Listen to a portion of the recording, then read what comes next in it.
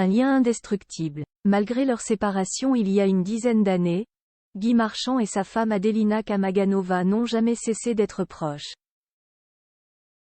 Alors c'est sans hésiter que la jeune femme, de 40 ans sa cadette, s'est rendue ce mercredi 27 décembre aux obsèques du chanteur et acteur. Et elle était très intégrée à la famille. La suite après la publicité Guy Marchand l'a souvent décrite comme la femme de S.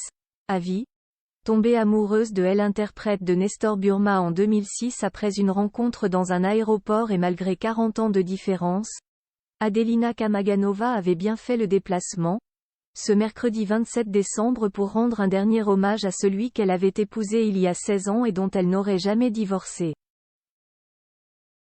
Le couple était séparé depuis de nombreuses années. Parti vivre en Allemagne, la Russe de 46 ans a refait sa vie et eu des enfants. Mais cela ne l'empêche visiblement pas de rester proche de son mari, ni de la famille de celui-ci. Devant l'église de Molégès, où se tenait la cérémonie, elle a en effet été photographiée avec les proches de Guy Marchand, notamment son fils Jules, très éprouvé, et qui a discuté avec elle durant plusieurs minutes. Une preuve de sa place importante dans la famille, il faut dire que Guy Marchand avait été très clair sur elle. Elle a droit à autre chose. J'adore ses enfants. Moi, je ne pouvais pas lui en faire. Quand je vais la chercher à la gare, elle me serre contre elle, comme si c'était le premier jour. C'est invraisemblable. C'est jusqu'à la mort entre nous, avait-il expliqué dans une interview à Gala il y a quelques années.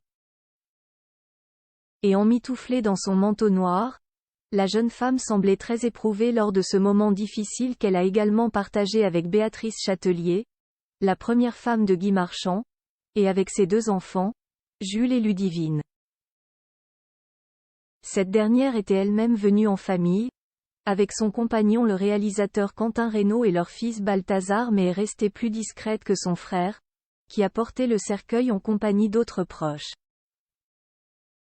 Pour rappel, Guy Marchand est mort subitement le 15 décembre dernier à 86 ans. Hospitalisé à Cavaillon, il souffrait notamment de problèmes de vésicule biliaire et avait déjà vaincu un cancer. Ses enfants avaient annoncé son décès par un communiqué, provoquant de très nombreux hommages dont celui de Jean Dujardin ou de Victoria Bedos, qui avaient tous les deux travaillé avec lui. Plusieurs centaines de personnes étaient venues rendre un dernier hommage à elle interprète de Nestor Burma.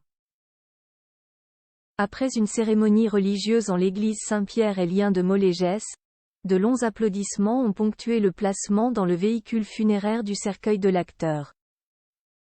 Une photo de lui jouant de la clarinette, l'un de ses instruments fétiches, accompagnée d'un de ses chapeaux, était posée sur le cercueil.